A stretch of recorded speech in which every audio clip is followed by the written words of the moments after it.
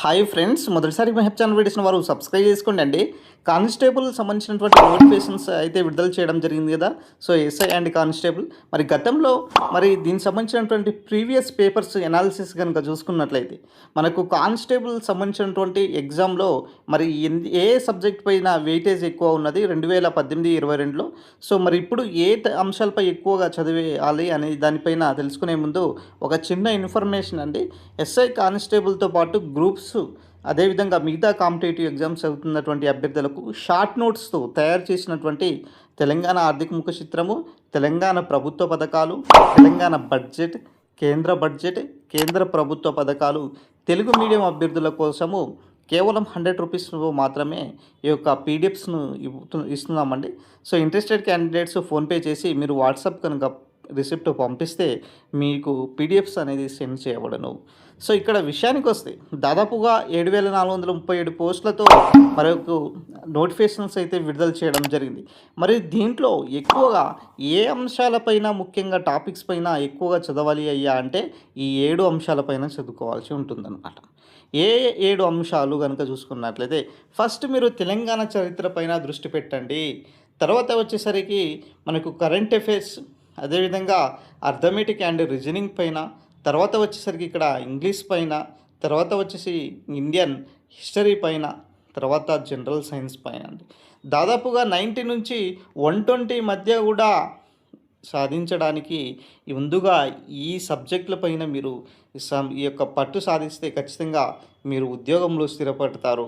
గతంలో 2018లో అడిగినటువంటి ప్రశ్నపత్రాలు ప్రిలిమ్స్ అయినా సరే, ఇటు మెయిన్స్ అయినా సరే, ప్రిలిమ్స్లో 18 క్వశ్చన్లు తెలంగాణ హిస్టరీలో అడిగితే మెయిన్స్లో 15 క్వశ్చన్లు, తెలంగాణ ఉద్యమంలో 12 క్వశ్చన్లు అడిగితే మెయిన్స్లో 9 అడిగారు, అర్థమెటిక్లో 25 అడిగితే మెయిన్స్లో 25 అడిగారు, రీజనింగ్లో 25 అడిగితే మెయిన్స్లో కూడా 25 అడిగారు, కరెంట్ అఫైర్స్లో 30 క్వశ్చన్లు అడిగితే ఇక్కడ మెయిన్స్లో కూడా 23 క్వశ్చన్లు అడిగారండి. తర్వాత ఇండియన్ హిస్టరీలో 20 క్వశ్చన్లు అడిగితే మెయిన్స్లో వచ్చేసరికి 21 క్వశ్చన్. సో ఈ విధంగా కానిస్టేబుల్ 2018 ప్రశ్నాపత్రాలు అడిగినటువంటి వెయిటేజ్ ఇది. తర్వాత వచ్చేసరికి 2022లో అడిగినటువంటి ప్రశ్నాపత్రాల సరళి కనుక చూసుకున్నట్లయితే ఈ సబ్జెక్ట్ ఏదైతే తెలంగాణ చరిత్ర ఉన్నదో ప్రిలిమ్స్లో దాదాపుగా 18 క్వశ్చన్లు అడిగితే మెయిన్స్ విభాగంలో 7 క్వశ్చన్లు అడిగారు.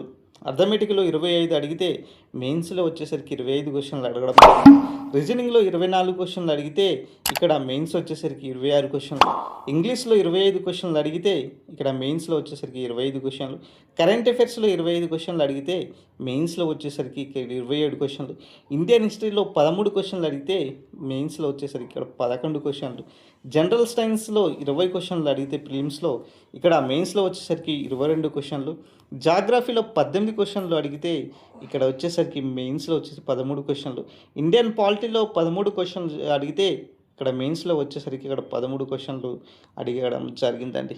ఈ విధంగా మీరు కనుక చదువుకున్నట్లయితే ఖచ్చితంగా ఈ యొక్క కానిస్టేబుల్ సంబంధించినటువంటి ఉద్యోగాలు స్థిరపడతారు. సో దాంతోపాటుగా మీరు జాగ్రఫీ కూడా యాడ్ చేసుకోండి. ఈ 8 అంశాలపైన కూడా ఫోకస్ పెట్టండి. ఖచ్చితంగా మీరు కనుక ఈ రూల్ను పాటించినట్లయితే 100% మీరు ఈ యొక్క ఉద్యోగంలో స్థిరపడే అవకాశం ఉన్నదండి.